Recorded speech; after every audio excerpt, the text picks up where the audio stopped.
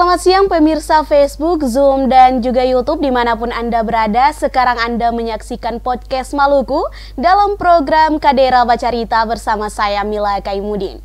Baik pemirsa, sekarang saya sudah bersama dengan kedua narasumber saya dan kali ini agak berbeda nih pemirsa. Karena biasanya ada narasumber yang datang langsung ke studio. Tapi kali ini narasumbernya hanya live via Zoom. Baik, ada Bapak Malik Raudi Tuasamu sebagai Sekretaris DPD PKS dan ada juga Bapak Kenny Lestaluhu sebagai caleg dari Partai Demokrat Dapil Salahutu. Sejauh ini bagaimana kesiapan Bapak untuk menjelang tahun pemilu ini, pemilihan umum nih Pak? Ya, terima kasih. Bismillahirrahmanirrahim. Assalamualaikum warahmatullahi wabarakatuh. Waalaikumsalam warahmatullahi wabarakatuh. Perkenalkan, nama saya Malik Raudi Tuasamu, jabatannya sebagai Sekretaris DPD PKS Kota Ambon. Ya. Ya, terkait dengan persiapan yang nantinya memasuki tahapan pemilihan umum, ya. Dan kemarin kita barusan selesai terkait dengan verifikasi partai politik calon peserta pemilu, ya. Dan alhamdulillah PKS telah syarat verifikasi administrasi. Dan kita menanti keputusan resmi KPU saja terkait dengan partai-partai apa saja yang nantinya lolos sebagai peserta pemilu pada tahun 2024. Ya, memang sementara berlangsung ini verifikasi faktual ya bagi partai politik yang baru mengikuti pemilihan umum dan kemudian kepada partai politik yang tidak memiliki kursi di DPR RI. Ya, dan alhamdulillah PKS tinggal menanti keputusan resmi terkait dengan persiapan yang kita lakukan ya untuk menjemput tahun politik, dan itu tahapannya dimulai dari tahun 2023 ya. Sebenarnya tahapannya sudah mulai dari sekarang ya, dari tahun ini, yakni verifikasi faktual yang sementara berjalan ya. Jadi kita PKS untuk bagaimana menyongsong tahun politik di 2024, kita telah bagaimana mengupayakan ya struktur DPD PKS dan kemudian sampai pada struktur DPC dan DPRA itu harus selesai pada tahun ini ya. Dan kemudian di tahun 2023 kita konsultasi bagaimana konsolidasi kemenangan ya, karena kita lihat bahwa ya partai yang mendaftar juga cukup banyak ya, dan peluang lolos verifikasi faktual itu juga terbuka luas juga untuk beberapa partai politik yang baru ya, sehingga itu konstelasi politik semakin bersaing ya. Nah, jadi kita bagaimana ada sementara persiapan untuk bagaimana konsolidasi struktur dulu, mulai dari struktur DPD sampai dengan DPRA. Ya, mungkin itu yang bisa saya jelaskan. Baik, kita kembali ke Pak Kenny Lestaluhu. Pak Kenny, selamat siang Pak. Selamat siang. Baik, Assalamualaikum. Saya dengan jelas kan Pak ya? Ya. Baik Pak. Pak, untuk menyambut kedatangan tahun pemilihan umum ini, apa kesiapan diri dulu pertama nih, pematangan diri nih untuk menyambut tahun pemilihan umum, bagaimana nih Pak? Ya, terima kasih. Assalamualaikum, selamat siang, salam sejahtera untuk kita sekalian.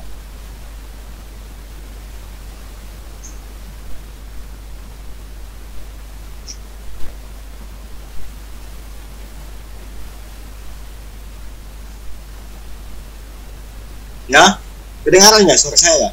Kedengaran Pak, kedengaran. Silahkan dilanjutkan Pak. Ya, terima kasih.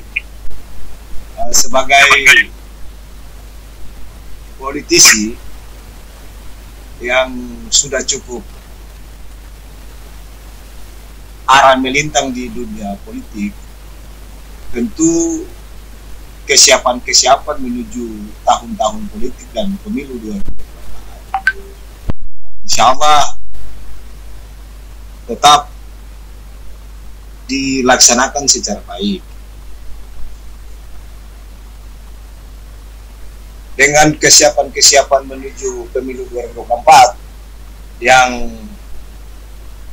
partai politik hari ini cukup banyak, tentu menjadi keseriusan kita semua dalam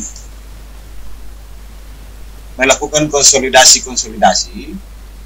terkait dengan menuju pemilu 2024. Nah, sehingga memang dari partai-partai politik yang kemudian hari ini lagi mengikuti verifikasi, tentu kita dari partai politik, saya dari partai politik Partai Demokrat, tentu lalu melakukan komunikasi politik dalam melakukan konsolidasi ke publik konstituennya. Olehnya itu tentu dengan berbagai macam kesiapan diri, strategi menuju pemilu 2024, ya kita selalu melakukan ikhtiar dan langkah-langkah politik dengan bersaing dengan partai-partai politik yang saat ini juga sedang melakukan verifikasi yang juga cukup lumayan banyak ya. Ada 18 partai politik yang mungkin nantinya akan ikut pada pemilu tahun 2024. Oke, baik Pak. Jadi pemilu ini kan pasti ada saja problem-problem yang akan terjadi sampai dengan terjadinya persengketaan dan lain sebagainya Pak. Nah, yang sudah Bapak siapkan itu apa saja, mentalnya mungkin atau lain sebagainya untuk menghadapi nantinya akan ada problem-problem yang muncul ketika di tahun pemilihan umum nanti nih Pak? Ya itu pasti, tentu dalam pemilu pasti ada namanya problem-problem politik yang bermuara kepada kepentingan caleg, yang kemudian kepentingan itu bisa menimbulkan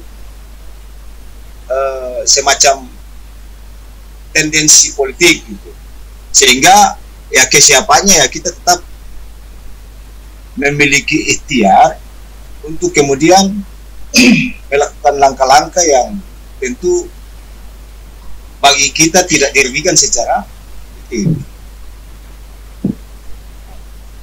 Baik, saya ke Pak Malik Raudi Nuruk dulu nih. Pak Malik, masih stay kan di Zoom sekarang? Ya, masih. Oke, Pak Malik. Bagaimana kesiapannya nanti kalau misalkan ada problem-problem yang terjadi seperti yang sudah saya tanyakan tadi, Pak? Kesiapannya seperti apa dan cara menanganinya versi partai Bapak nih, seperti apa nih? Coba kita lihat. Ya, jadi dalam menyongsong tahun politik ini, PKS juga telah bagaimana mengantisipasi hal tersebut dengan cara membentuk tim advokasi partai. Nah, dan sekarang tim advokasi itu sudah terbentuk, sehingga kemudian tugas daripada tim hukum partai tersebut untuk bagaimana bisa menyelesaikan ataupun mengantisipasi problem-problem yang nantinya akan terjadi pada pemilu nantinya, seperti itu. Baik Pak, kira-kira program yang sudah direncanakan nantinya itu program apa saja nih Pak? Seperti apa saja programnya? Program apa ini? Dalam kemenangan atau dalam penanganan masalah? Program dalam kemenangan ini Pak. Ya, jadi kalau program dalam menyambut tahun politik ini, bagaimana bisa PKS menang dalam pemilu ini, banyak program yang sudah dirancang dan kemudian sudah dilaksanakan. Kemarin kita dari DPD PKS Kota Ambon telah melakukan gerakan PKS Menyapa, ya.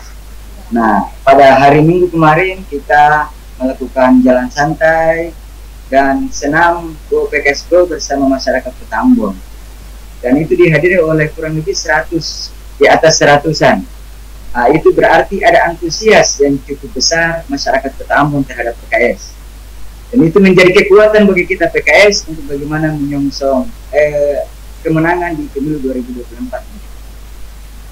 Dan masih banyak program-program sosial ya yang kita laksanakan sebelumnya ya, seperti tebar 1 juta paket korban ya, 1.500.000 paket korban, dan kemudian paket sembako ya yang telah kita lakukan. Nah, karena kita sebagai partai politik bukan hanya hadir pada saat momen-momen pilkada ataupun pemilihan saja, tapi jauh sebelum itu kita PKS selalu selalu melakukan program-program yang terlibat langsung dengan, yang menyentuh langsung dengan masyarakat. Ya, itu. Baik. Baik, kita kembali ke Pak Kenny Lestaluhu nih. Jadi Pak Kenny, tadi kita sudah mendengar program-program yang disiapkan oleh partai dari Pak Raudi ini. Nah, sekarang kita bisa dengar program-program dari Partai Demokrasi sendiri, dan Bapak juga sebagai salah satu caleg ya Pak ya. Jadi programnya kedepannya nanti bagaimana nih Pak? Atau mungkin program yang sudah dijalankan dahulu itu seperti apa programnya Pak? Ya, saya ingin sampaikan bahwa kemarin kebetulan saya insya Allah ikut dalam pemilu dengan Partai Demokrat, Dapil Salahutu ya, Maluku Tengah. Ya. Kemarin DPC Demokrat Maluku Tengah dengan PAC Kecamatan Salahutu melakukan konsolidasi internal ke semua jajaran di Salahutu, ranting-ranting sampai dengan anak haji. Nah, itu dalam rangka mengakselerasi kepentingan partai dengan menyentuh arus bawah.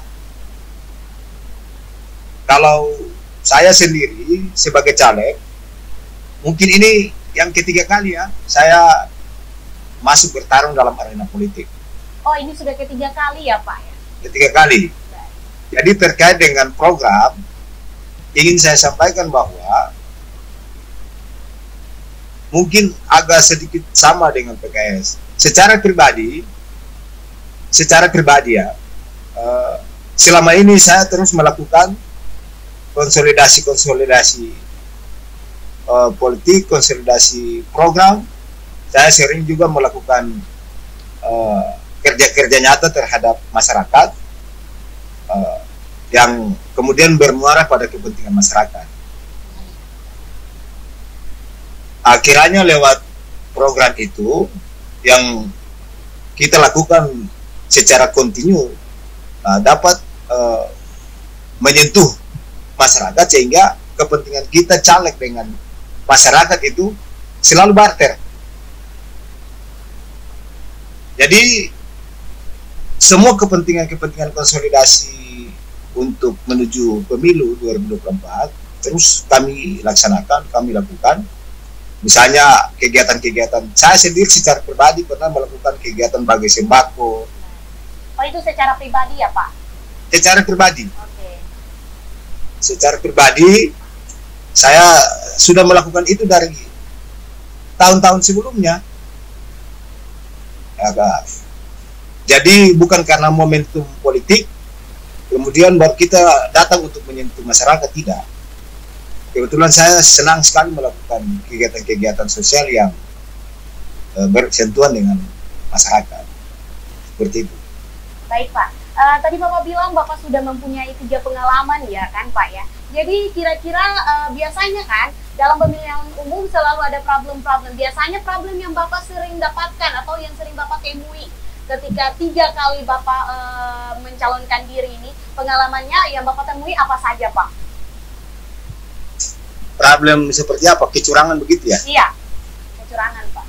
Sampai ya, sampai sengketanya, sampai bisa terjadi sengketa dan lain sebagainya. Ya tentu selama ini udah 2 kali ya, kalau 2024 ketiga kali. Oh iya, udah 2 kali. 2 kali ya, 2 kali berarti ada 2 pengalaman nih. Ya, jadi kalau bicara terkait dengan problem, saya kira saya sendiri tidak pernah menghadapi problem kecurangan dan lain-lain sebagainya. Hanya saja memang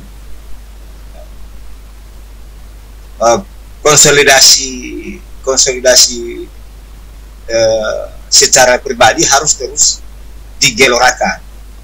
Pendekatan-pendekatan persuasif yang lebih matang, yang lebih baik, sehingga memang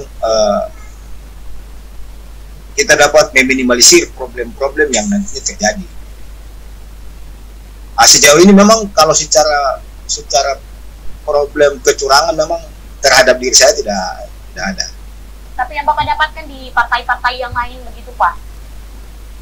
Yang saya dapatkan di partai yang lain juga memang tidak ada. Tidak ada. Berarti sejauh ini yang Bapak ikuti tidak ada kecurangan-kecurangan yang terjadi, Pak? Kalau yang saya ikuti dan saya terlibat langsung di dapil saya, itu nggak ada. Tidak ada, Pak. Berarti sejauh ini pemilihan yang dilalui oleh Bapak berjalan baik-baik saja, Pak? Ya, bisa dikatakan cukup baik-baik saja. Nah, baik.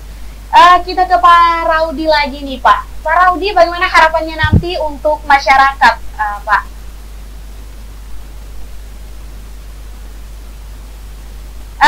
Mohon maaf, Pak, audionya masih di mute, Pak. Dinyalakan dulu audionya. Oke, baik, terima kasih.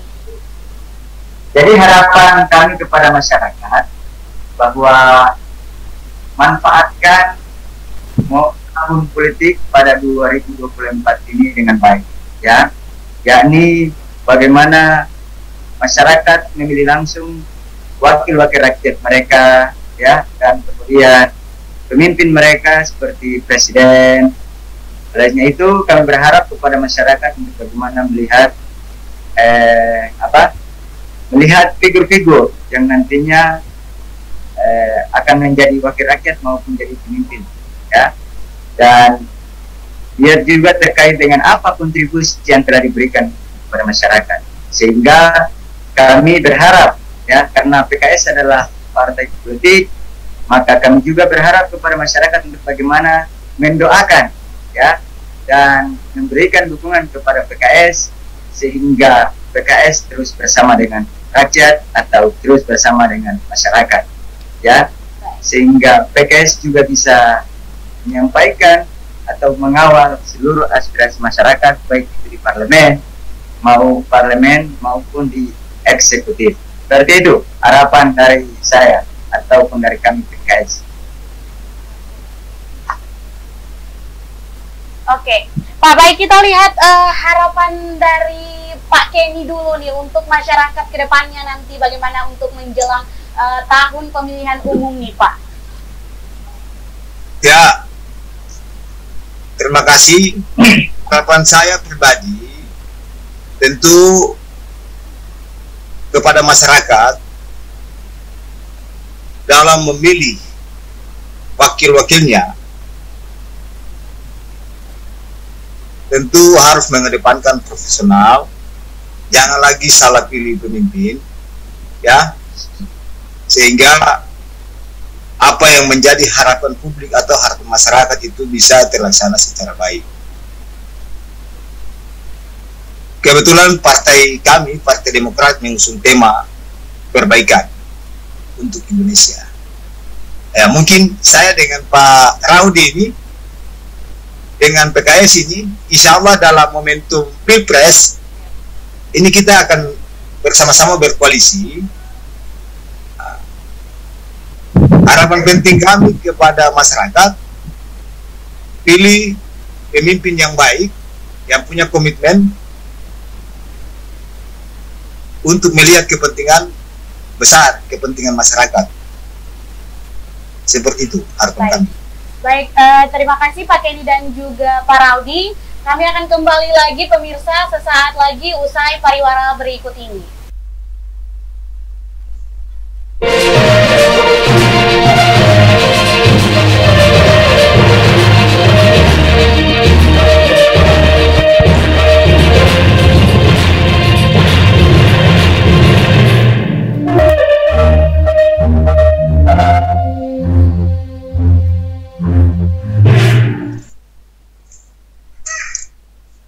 Jadi kan dan Presma selain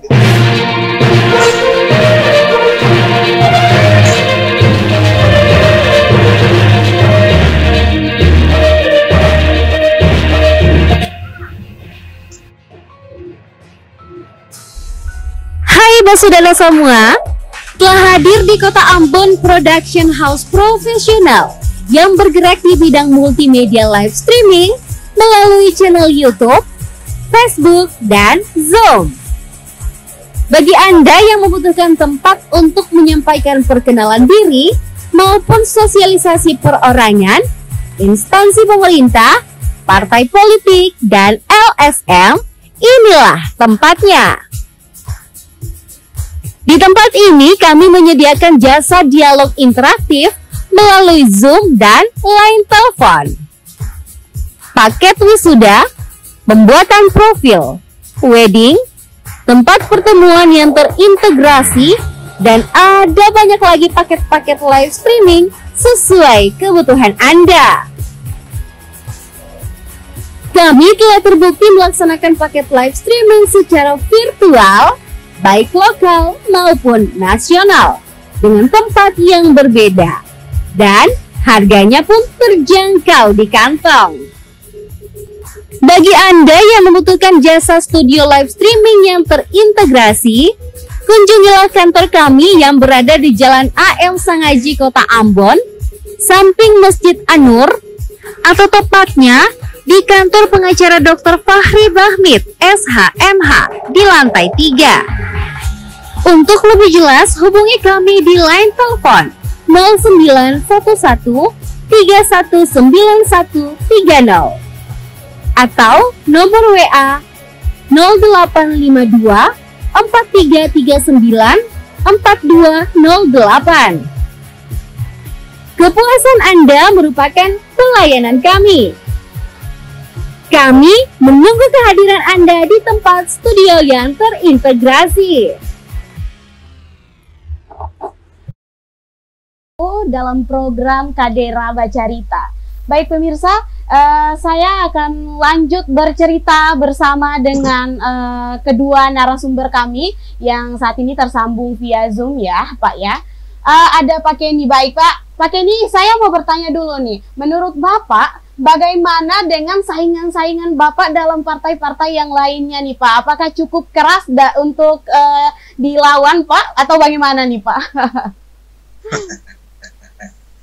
ini salah satunya Pak Raudi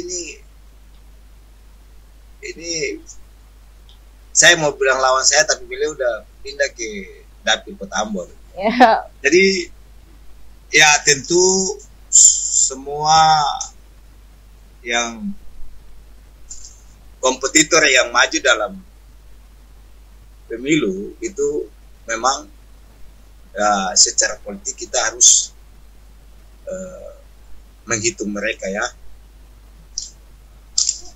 Semua yang mencalonkan diri sebagai calon anggota DPR ya tentu semua punya kesiapan ya, semua punya kesiapan dan tidak bisa dipandang enteng gitu. Iya, benar sekali. Ya, semua punya kesiapan, semua punya strategi untuk menang dalam pemilu ya. Iya.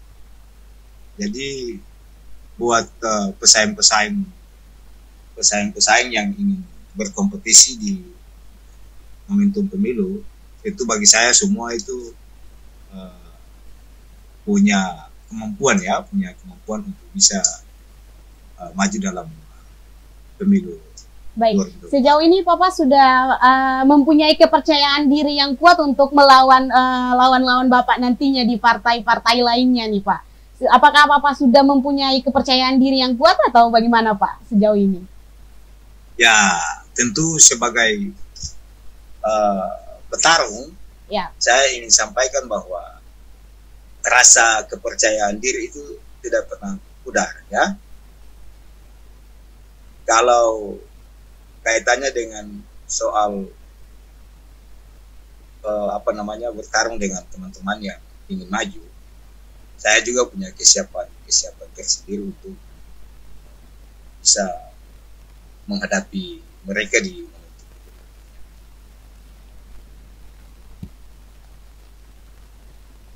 Baik. Kita ke Pak Raudi nih. Bagaimana Pak Raudi pandangan Bapak terkait dengan calon-calon yang sedang mencalonkan diri di berbagai partai ini, Pak?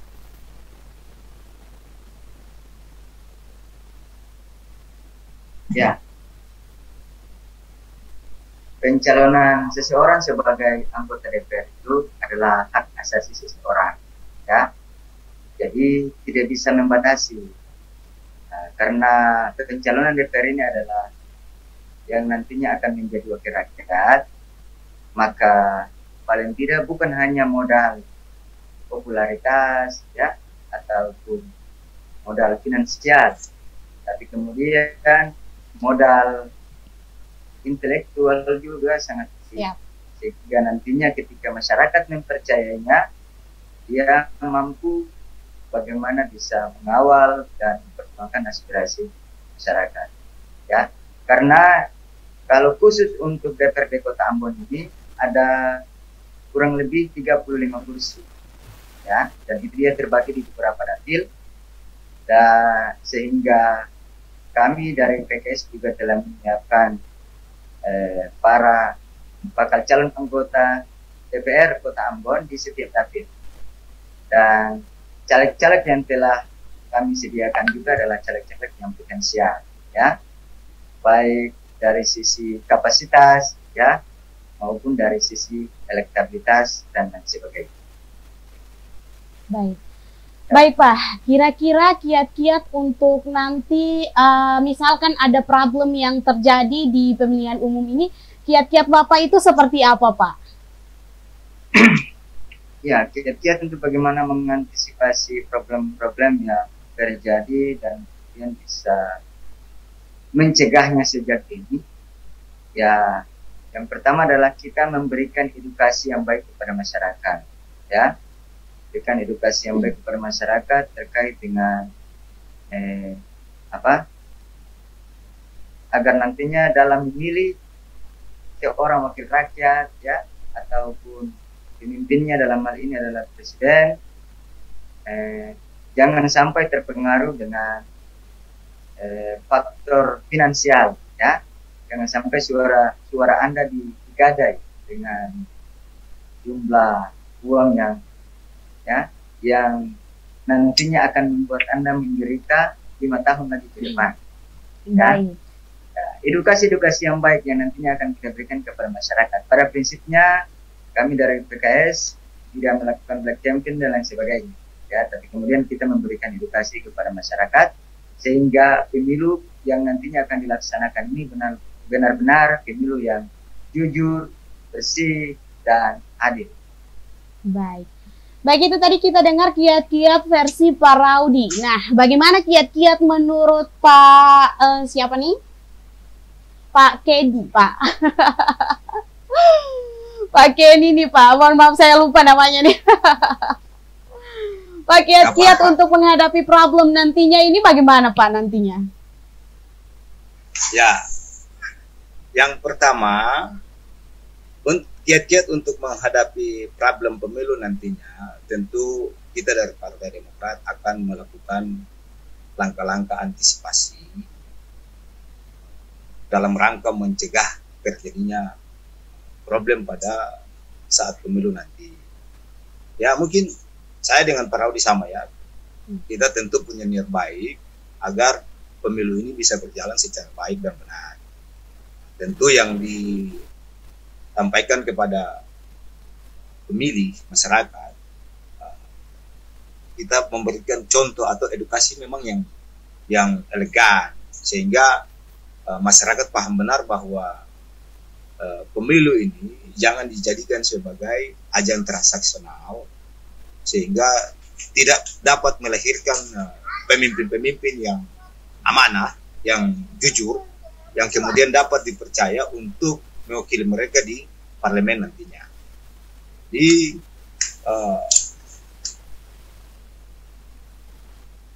masyarakat diedukasi dengan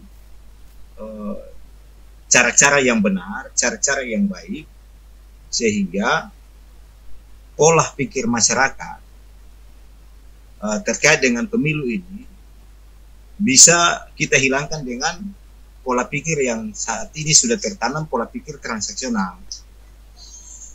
Sehingga pemilu itu kita harapkan dapat melahirkan figur-figur yang terbaik untuk mewakili kepentingan masyarakat, untuk menjadi wakil yang terbaik, sehingga figur-figur yang nantinya kemudian duduk di parlemen itu tidak lagi memiliki cacat moral dan lain-lain sebagainya.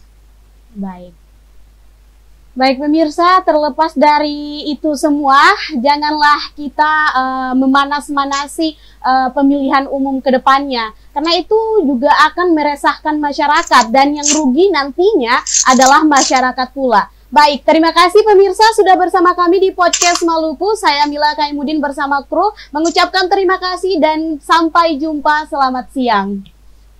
Selamat siang. Assalamualaikum.